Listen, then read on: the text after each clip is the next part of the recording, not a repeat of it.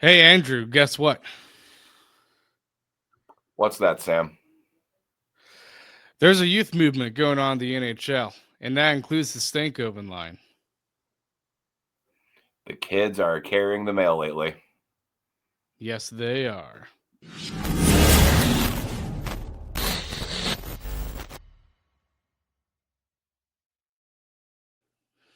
Yeah, I'm telling you, that Stankoven line, Andrew, man, it's been so good. And it's not like they haven't been bad. It's just, I feel like in that Minnesota game, which we'll get to, they've just, they really electrified themselves even more, I thought. The whole team into battle. Even Ehlers, who I wouldn't say was bad, he had a couple of really good passes, especially on the power play. But Stankoven and Blake, man, Tulski's looking smarter every day for the fact that he got them both locked in for long-term deals because they're both only 22. They're only going to get better.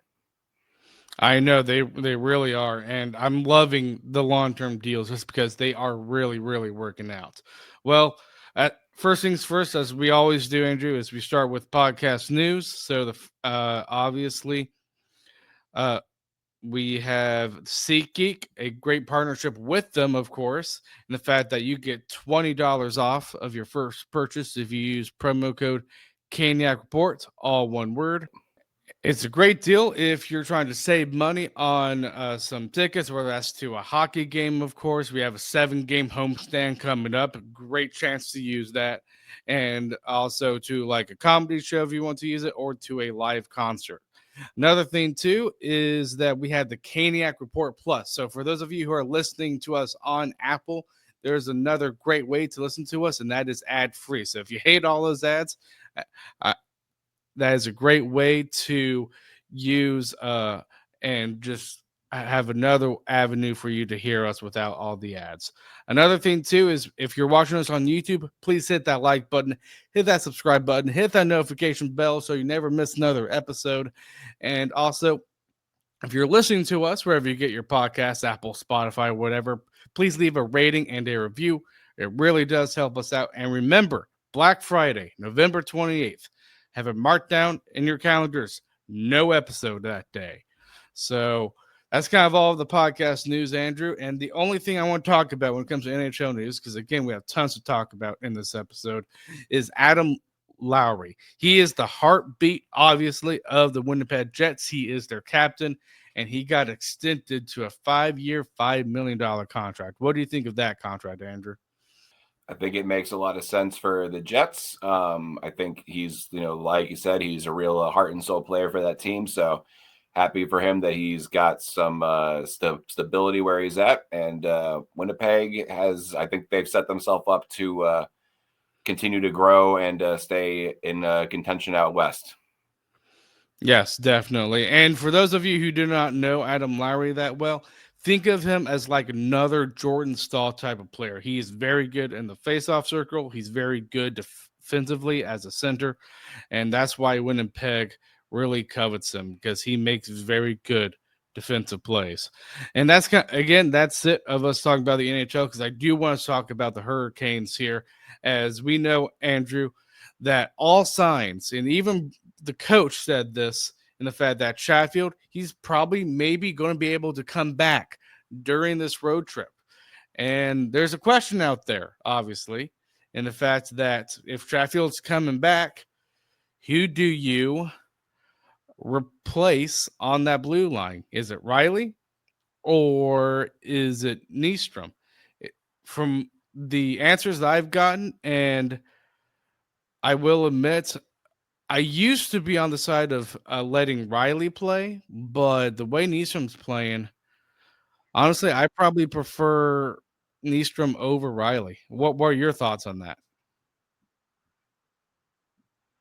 I agree with you completely. I think Riley came in very clutch to start the season with the injuries. Not that he's played bad by any means, but especially these last handful of games where you can tell that Nystrom has really settled into his role on the team. It feels like, being in the NHL has maybe lost a little bit of that shock factor for him where he's just going out and playing his game.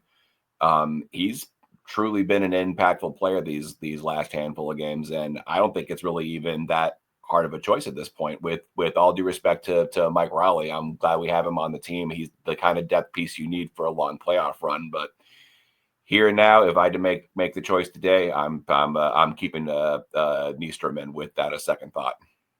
Oh, I would too. But I think that also raises another question too, because you and I, we know how Brendan Moore operates.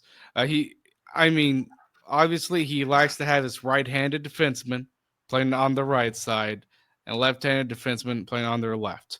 So I'm sure you would agree in the fact that Mike Riley has the kind of has the advantage here because you're comparing two right-handed defensemen, whereas Mike Riley is left-handed.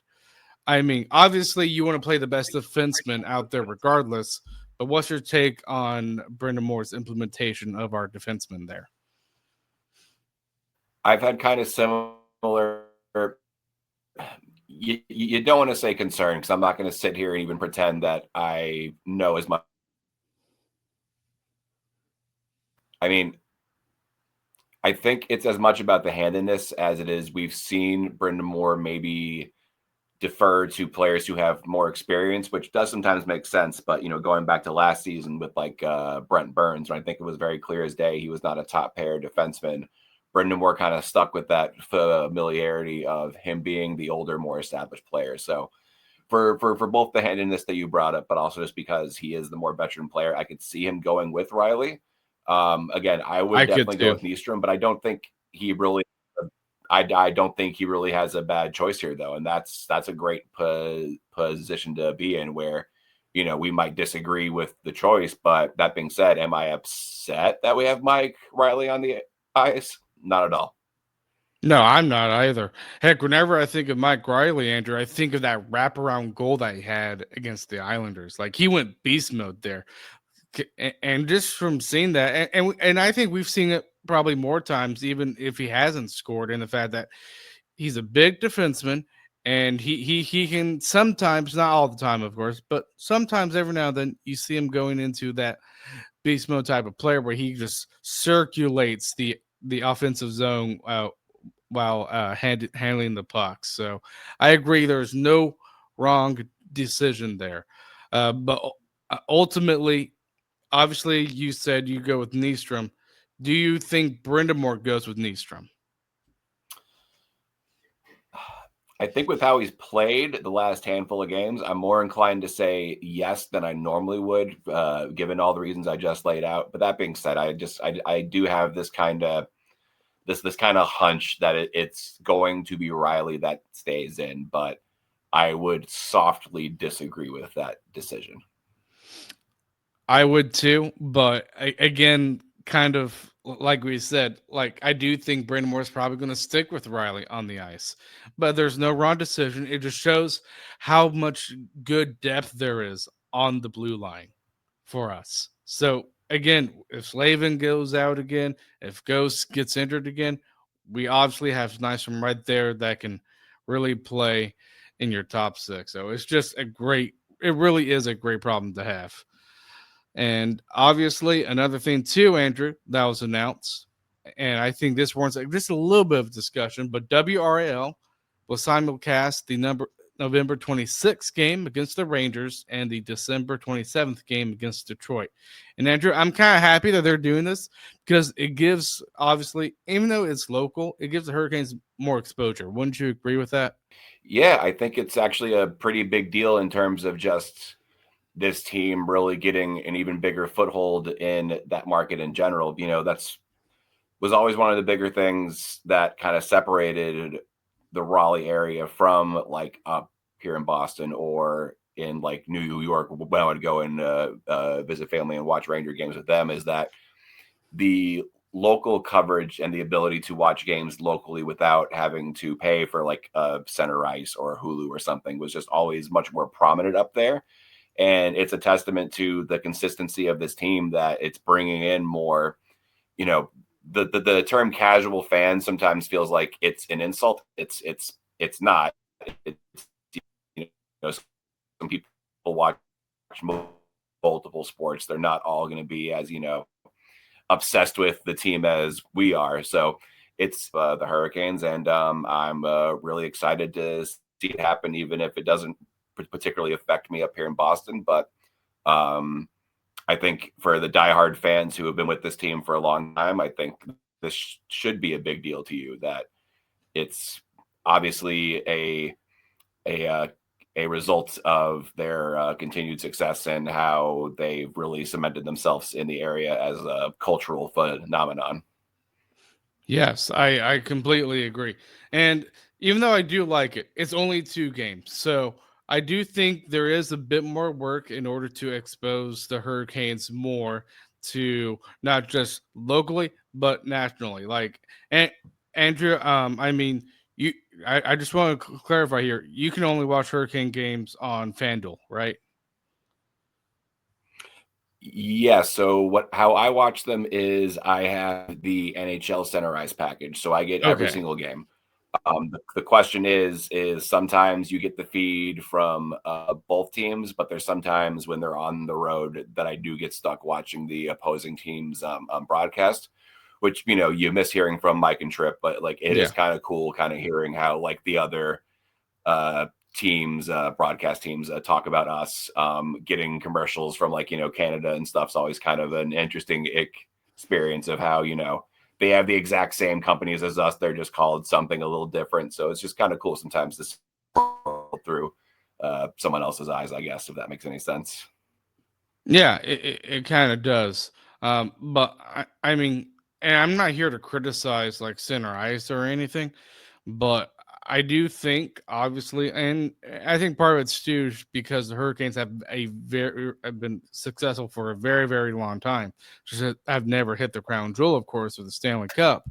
But I feel like there is more to obviously expand the Hurricanes coverage, not just with center ice, not just with FanDuel, but I think obviously the more the better, right, Andrew? When it comes to coverage on the Hurricanes. Yeah, definitely. It's crazy how with all the success that they've had, it does still kind of feel like there's a little bit of sort of an upstart little brother vibe that we have towards the rest of the league. Like, um, I want to say it was Brendan Moore was with Ovius and Gilio in the offseason, and they were talking kind of about this concept of like what do the Canes need to do to stop being talked about differently than other teams in the league. Like for example, you hear this really lazy narrative that like oh well they're great until they make it to the playoffs. It's like, well, other than Florida and Tampa, who's really been more consistently successful in the Eastern Conference than the Hurricanes? Nobody. But it's because there's still this degree of needing to break through on the national standpoint. So it's good to see it coming from the local standpoint that they are starting to get a little bit of traction outside of just being broadcasted on FanDuel. But the more coverage, the better, and that's how we're going to beat it. You know, listening to podcasts like 32 Thoughts, which they do a fantastic job. If Oh yeah, anyone is looking for kind of like a bigger, broader picture of the NHL, but with how good the Hurricanes have been going, like how often have they talked about them? Like next to exactly. none. And yeah, and that's not me trying to be like a bitter Canes fan because I think Elliot Freeman is obviously the most plugged in guy, and Bukowskis does a great job, but you hear all these storylines about like oh well this team's powering through injuries, or oh look at how good they're doing, or the depth is scoring really good. It's like, okay, cool, yes, Carolina's doing all of those things. So I'm not sure what they had to do to cross over, but going back to that interview that Rod did with the OG, I'm pretty sure it was they got to win one more. That '06 one, I think, in a lot of people's eyes, still feels kind of like a fluky thing. Which, I mean, to be fair, they kind of caught lightning in a bottle. They did. Couple of good trades, couple of older veterans, and then it just fell off. So I think they need to win one more to really so solidify it, or at least get past the Eastern Conference Finals. Yeah, and it's always an interesting conversation to have when it comes to coverage on the Hurricanes, just because I mean you talked about Ellie Freeman and 32 Thoughts. Obviously, it seems like th- I could see the objection of like, okay, yeah, we don't cover the Hurricanes a lot, but we cover all 32 teams, and it seems like there's that scale there where the more teams you cover, the less you talk about each team. It's just trying to find that line right there, and it's not easy. Like I would say the same thing because I watch the hockey guy a lot. So it's just, I mean, it is probably a little bit hard. He's great. Yep. Yeah, But I, yeah. And the hockey guy, actually, I like him a lot. Oh yeah. Sorry, we cut out for a second there. But yeah, I like the hockey guy because I feel like more than a lot of the people who cover the league, he does put a lot of respect towards the Hurricanes. I think my favorite of the people who cover just the league in general, someone who used to work more directly for the Hurricanes, Sarah Sivian. She does a really good job, and she feels like she's probably the biggest one in our corner when it comes to all these bigger national uh, outlets. it, yeah, it's her. I think of Kevin Weeks, to be honest. I think Kevin Weeks, he's a huge proponent of the Hurricanes, and he played for the Hurricanes, so it kind of makes Yep. sense. Sarah Siv is not a bad option. I just think Kevin Weeks, like he is so well respected. I mean, he's a player, and obviously he has all that exposure by being on NHL Network and stuff. So, but it is nice that we're starting to get these big media people in the hockey world kind of being a proponent for the Hurricanes. So, nice discussion to have there. But yeah, Andrew, let's get to recapping the two games here, Boston and Minnesota. But before we do, we are going to be getting to a sponsor. The NBA season tips off, and so does DraftKings' newest fantasy game. DraftKings Pick 6 is the easiest way to play for big wins, with every possession giving you a shot at real money. Here's how to play. Just pick more or less on two or more stats, and unlock the upside every game brings. Pick 6 is available in Texas, California, Missouri, and more. New DraftKings customers get $50 in bonus picks with just a $5 entry on your first pick set. Don't just watch basketball. Cash in. Download the DraftKings Pick 6 app now and use code THPN.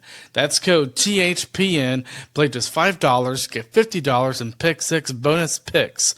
Make the call, ride the upside. In partnership with DraftKings Pick 6, the crown is yours. Gambling problem? Call 1-800-GAMBLER. Help is available for problem gambling. Call 888-789-7777 or visit ccpg.org in Connecticut.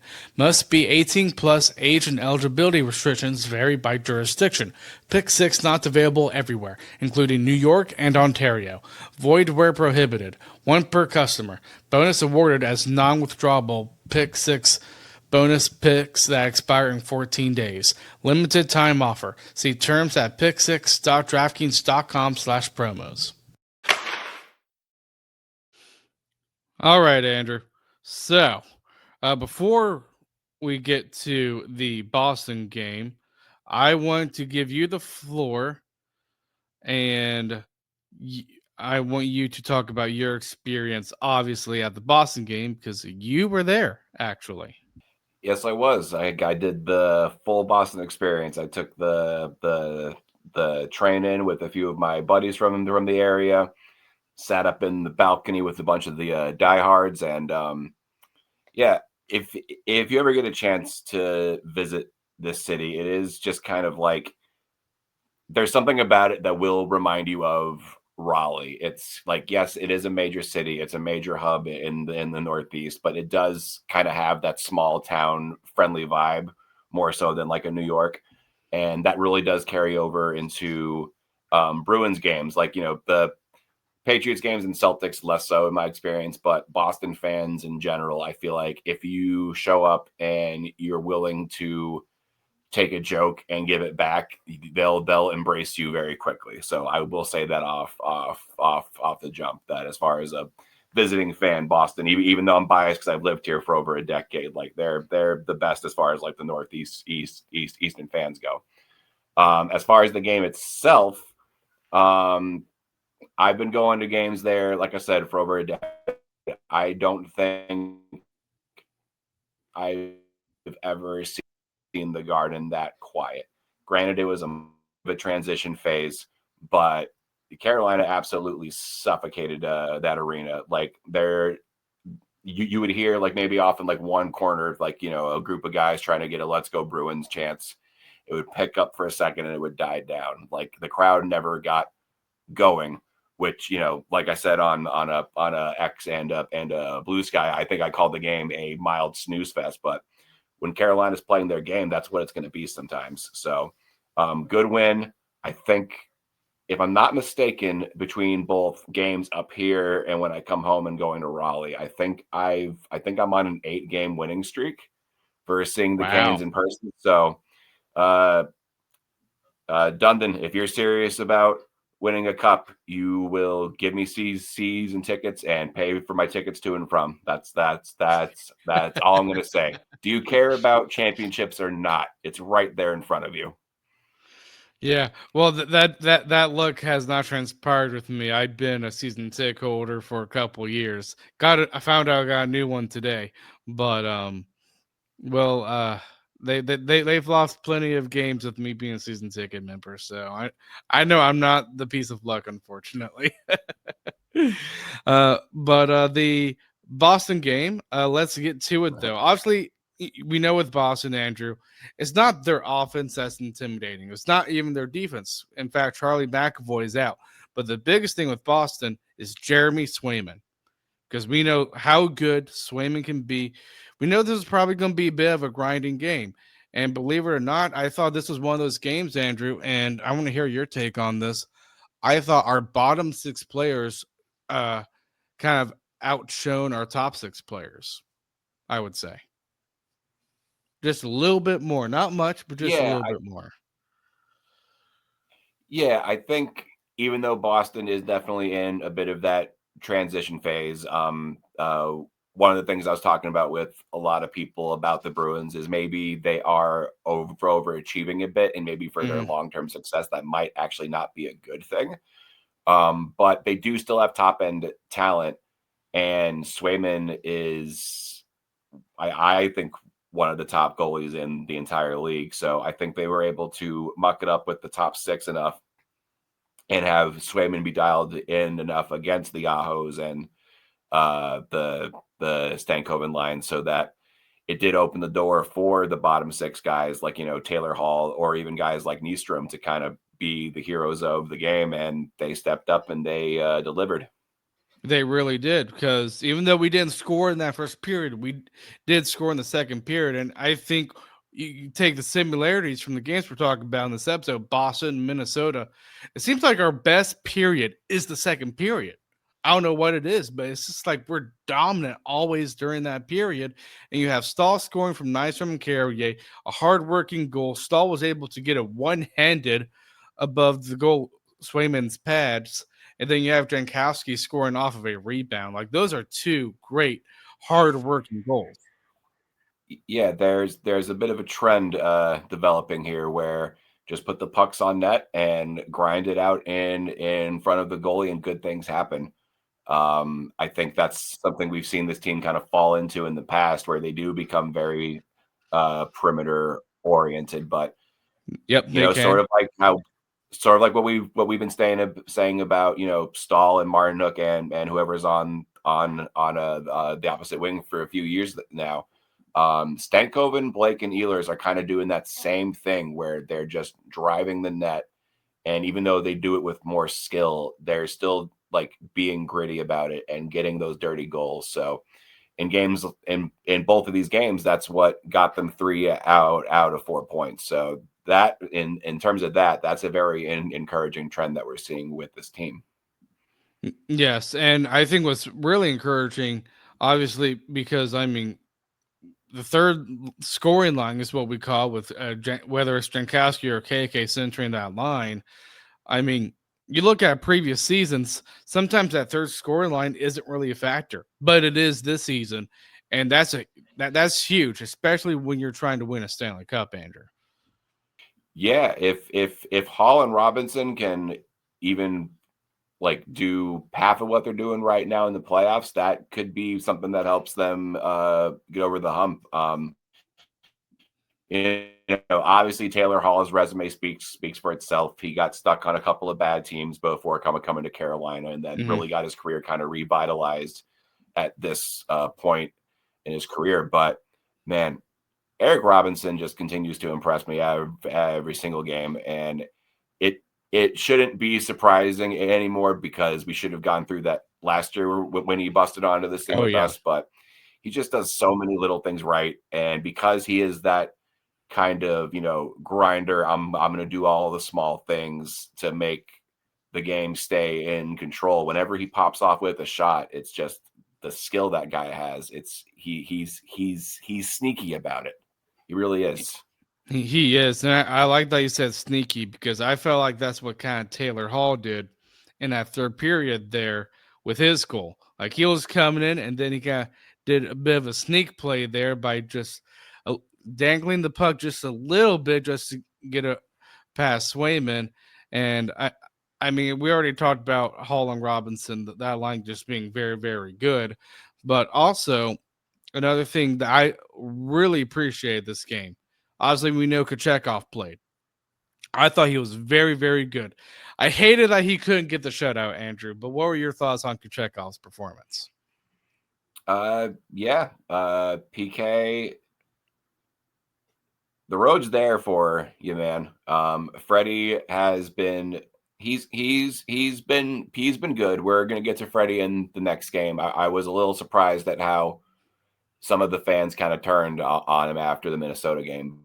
And so obviously we'll get into that when we discuss the Minnesota game. But I mean, if he could continue to do more of what we saw in Boston and especially what we saw in New York, I mean, we know he can do all the crazy diving poke checks. He can really kind of turn the game on its head with his, willingness to get involved in like scrums and stuff like that. But if he can just become a little bit more consistent with just being a steady backstop for this team and just playing calm and reserved and picking your spots to be that crazy wild man that we've all kind of fallen in love with and want to seize this moment, it's right there for you, Piotr. Just keep playing calm, keep playing responsible, and I think we might be starting to see the winter of Kachekov as he takes over the number one spot on this team. I think that's what we're starting to see.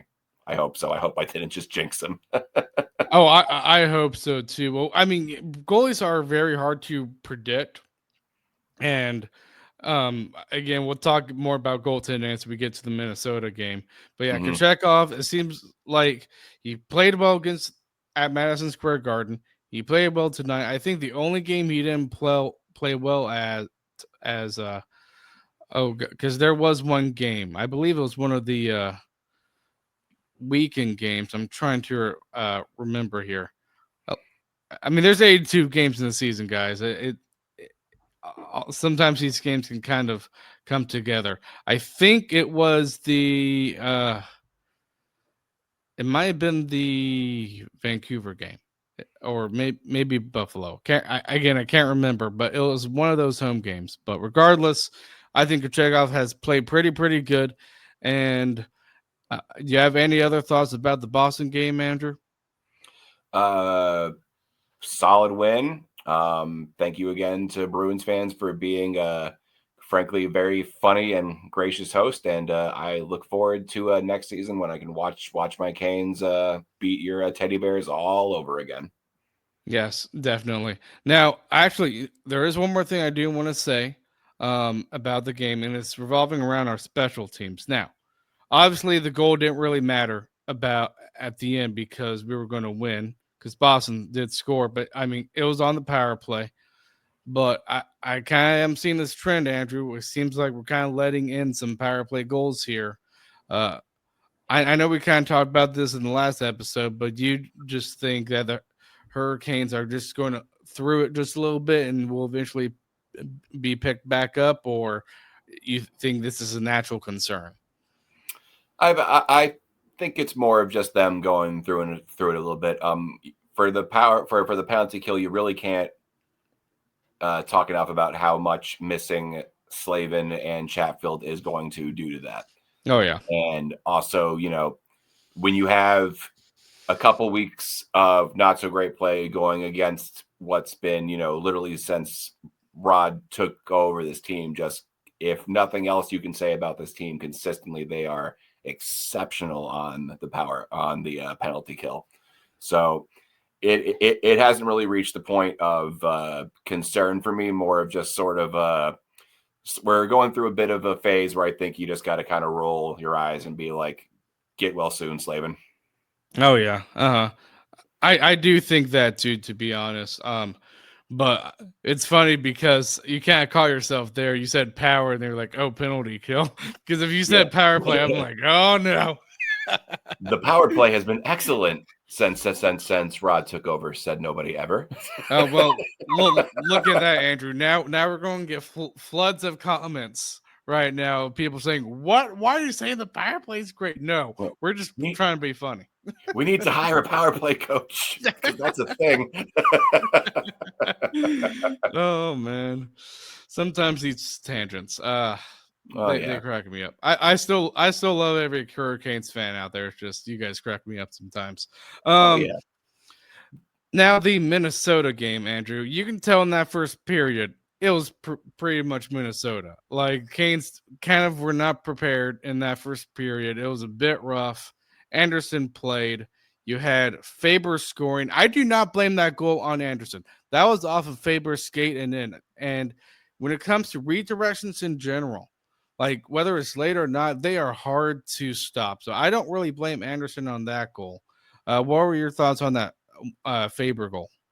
Yeah, there's absolutely nothing you can do than just hope that you are in good position and the puck just doesn't happen to find your 5 hole. Um, there's only so much you can really expect a human being to do. I know these are the best of what they do. They're getting paid millions of dollars, but if you've never played goalie, like maybe you've played, catcher in baseball, imagine a foul tip. It's comparable to that, where there really isn't anything you can do and it changes directions that quickly. So that one's not on Freddie at all. No, it's not. And I've heard some people saying, well, it was a late tip. And I'm like, okay, we can argue how good of a quality of a tip that was. Regardless, it's a tip. Tips are naturally very hard for goalies to stop. So that's why I don't blame Anderson. And then you have the Boldy goal, Andrew. And I will admit that second goal to I mean, I do think there's some blame on our defense there because we weren't looking good in front of Anderson. That's a goal that came right through Anderson. He's got to stop that. Yeah, he had two breakaway goals against him. You would like to see him at least stop one of those. There is something to be said about, you let these high end talented guys like a Boldy or even at this phase in his career a Zuccarello just get a wide open path to the net. Like they're getting paid millions of dollars to play this game for a reason. They're gonna beat your goalie sometimes, but Freddie, if he wants to hold on to that number one starting spot, then just saving one of those goals was the difference between winning and losing. So it is a fair criticism, but again, just going back to the goalie talk, whenever there's a breakaway, I do at least give not a pass per se, because especially the Boldy one, I do agree a goalie of Anderson's caliber should have had that. But I mean, you can't be giving guys breakaways, especially when you're on the power play. Yeah, and I mean that's kind of what happened with the Zuccarello goal, which is weird because like I think Zuccarello is a great player. That was his first goal of the season, and we're already like well within 1/3 of the season. But I mean that Zuccarello goal, I mean, yes, it's a breakaway, and part of it is because I believe it was that Zuccarello goal that was the shorthanded goal, and I so think it was Aho needs to do better. Obviously, of not wasn't it? it was the Boldy one that was Oh, it was the shorthanded. Boldy. It was the My bad. Zuccarello one that was 15 seconds into the third Yeah, period my because Coach bad. Bear decided to take Carrier's knees out from under him. Yeah, yeah, my bad. That was that goal where both of our players collided together. But Yeah. regardless, again, you kind of need a save there. So Yep. it's just with Anderson. I will admit, I mean, especially if you look at the past games that he's played recently, he has not been good. He really hasn't. But I think the biggest question is when it comes to Anderson is can he get back up to that style of play? I think he can. So Hmm. I don't think we're at like do I think it's at a concerning level? Yes, I do. But I don't think it's at a level to where, oh gosh, we need a new goalie. Because it seems like again, goalies are very hard to predict in this league. It seems like goal sometimes when it comes to goalies, they go through a spell of getting lots of goals scored against them, and then they dig out of it. Do you think that's what's happening with Anderson, or no? Um, Honestly, at his age, it's kind of impossible to tell. It could be a lot of things. It I could. do think, giving that, granted, I think he's played 10 or 11 games, so I wouldn't call that a small sample size. But we've seen elite goalies go through stretches like this where they're just a little bit off, and who knows what's going on. But I think to suggest that it's time to panic and sell the farm for another goalie based on their namesake, because outside of a team that's out of playoff contention, no one's trading you their top goalie. So, No, they're not. um, I just don't know how you get better in that position. And I think, I mean, we talked about this team earlier. I think a great example of a very good goalie that plays very, very well, but hasn't been doing well in the playoffs, Connor Hellebuck from Winnipeg. hmm yeah, he was literally the MVP of the league last year, and you know, kind of went into the playoffs, and everyone was kind of holding their breath, and for good reason. His resume. uh, Connor Hellebuck is what people think that the Canes are, in that dominant all regular season. The playoffs happen, and then all of a sudden the lights get bright, and he turns into a pumpkin. But that being said, if they offered us a 1-for-1 trade, Freddie for Hellebuck, you're Oh, taking yeah, that you every are. single day. But I think with goaltending, you really take for granted how much, and I mean this obviously doesn't apply to breakaways, but you take for granted how much having such a revolving door of people in front of you does impact you, because you do eventually kind of expect guys to act a certain way. Like, you expect one guy to push the puck going this way, and all these other kind of little things that help you be in better position. Because a lot of times goaltending, it's not, seeing the shot coming and you're tracking it coming at you like it's a heat-seeking missile. No, it's you just put yourself in position and it hits you. That's what a lot of hockey goaltending is. So, um, a cause for concern, yes. I think the only thing we can really do right now, aside from start throwing out crazy trades, which the trade deadline is still a ways away for us to start Yes, it getting into is. that game. But give Freddie and PK both some time. Hopefully they can sort it out. Hopefully, as guys like Slavin and Chatfield come back, we stop seeing as many of these breakaways and wide open shots in the slot. Because that's the other thing too, is we've been giving up a lot of really premium grade A chances as well. So it's not like we've been absolutely stellar in front of the goalies either. Yeah, I mean, I would agree with that. Now, I think in the Boston game, I thought we were a little bit more sound defensively, but Mm-hmm. in that first period specifically, like it was all Minnesota. But Andrew, again, like kind of like the Boston game, except I thought it kind of continued more into the third period. Like once the second period started, the Hurricanes were just dominant. They just were. I was very impressed. You had Blake scoring from Walker and Stankoven, so that's a nice step. And then third period, yeah, you have Zuccarello scoring. We already talked about that goal. But you have Aho scoring from Svechnik Jarvis, which I love because that was a transition type of play. And Mm-hmm. those are the type of players that are able to score off of the transition. I'm not saying that the stall line or the KK line can't. It's just those are most gifted. So obviously you want them to score off of the transition, which I was very happy. And then with like what 1 minute left in the game, you have Blake tying it up with a great pass from Ehlers. Like, what were your thoughts when we somehow tied it and the other goals that I talked about? Um, this was the Jackson Blake game. Just It period. was. It was the Wallstead and Jackson Blake game. Those were the two most important players in the game. Which, you know, as just a fan of the game, as someone who, like, I have a bunch of people in my family who are goalies, so I just have kind of a appreciation for the position. Just a quick little tip of the cap to Wallstead. That was an incredible performance because from the second period on, Carolina really did kind of dominate that game. But the Aho goal, I mean, if the way he reacted to scoring that, you can tell that he's well aware that he has still not yet hit the level that he is Exactly. capable of. Because there was like, he was angry, and angry Aho is a good Aho. Like whenever he Exactly. gets just a little bit pissed off, he does things like that. And beautiful pass by Svetch. A guy I may be a little concerned about for the short term is honestly kind of Jarvis. Like, he's been playing good. The stats are there. Um, He's you taking know, a beating.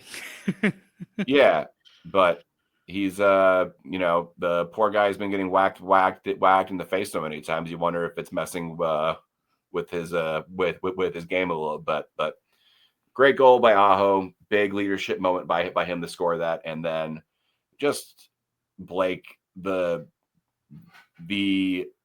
the courage he plays with, being such a smaller guy, to drive the net like that, knowing he's going to get pummeled, knowing he's going to get cross-checked, and just forces it in.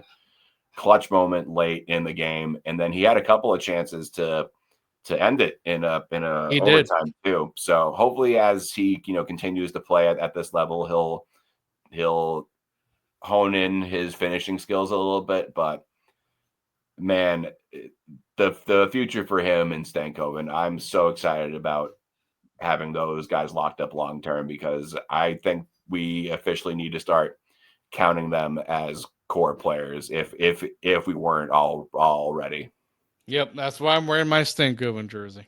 Yes, sir. Um, and I mean, obviously the overtime. I'm just gonna give it a quick side note here, but like, I mean, to me, it was kind of an overtime where both teams kind of gave up the puck. It wasn't just the Hurricanes, it wasn't just Minnesota. Obviously, it goes to a shootout. And Andrew, I feel like that shootout just showed how good Wallstedt was, because I actually thought the shot selections we made were really good shot selections. He just, man, Wallstedt, I was just impressed with those saves. Yeah, his save on Svetch might have been his best save of the entire game. I really Yep. thought that Svetch scored. He looked like he absolutely danced him, and just with the glove, just again, we're not going to make this a habit of giving shout outs to other teams' players, but just as two guys who love the game, like, watching a goaltending performance like that, and when you can at least say, like, hey, you always want to win, but getting a point on the road, if you're consistently at least doing that, you're going to be in good shape. Just that was incredible by Wallstead, and Minnesota's got themselves a goalie, and that's a team I've always kind of rooted for. Like, kind of cursed as far as postseason success goes. It's an absolutely hockey crazed state. Like, you see the videos of, like, just like the high school hockey championships, and they sell out that building to watch high schoolers play. So happy for that team. I hope that they can continue to get better. But uh, yeah, that was a game that, if not for Wallstead absolutely standing on his head, the Canes probably win by a few goals, actually, because after that first period, they were pretty dominant. Yeah, they were. And honestly, at the end of that shootout, like, I wanted the Canes to win, Andrew. But like you said, two guys who love the game, not just the Hurricanes, even though the Hurricanes are our favorite team. I will admit, I kind of like raised my cap, even though I wasn't wearing an actual hat. Kind of raised my cap to Wallstedt there, just because I was like, "Good God, that was freaking amazing." But man, he's a young goalie too. Oh, just imagine what that Wallstedt could do, Andrew. Absolutely. So I think, as far as Canes fans go, you look at it as You they stole a went point. down. Well, I don't know if you It's on the stole a road. point or what. What do you think? You think we stole a point there or no? I don't know if I'd say stole a point. I think Because when you use the term stole a point, that means that you didn't play well, and like had Carolina won it in the shootout, I think you could say that Wallstead stole a point. I think Carolina actually showed a good bit of resolve because with the way that first period went, and then again with giving up a goal and not trying to pile on Ghost here, but off of kind of a embarrassing play to go down 3-1 15 seconds into the third after you gain all that momentum in the second. I think that this team showed their mental toughness. And shout out again to Blake and Stankoven for being the ones to really drag him into that fight. Yeah, you know what? You're right about that. I shouldn't have said the word stole. I guess probably a better word I should have said is I'm happy we got a point considering the situation we were in. I think we could have gotten 2 points, obviously, like you said, Andrew. But I'm happy with the 1 point. I actually really am. So that's it for this episode. This episode's kind of gone a little bit longer than anticipated, but that's okay. We love talking about the Canes here. But we hope you enjoyed, and we will see you guys Monday.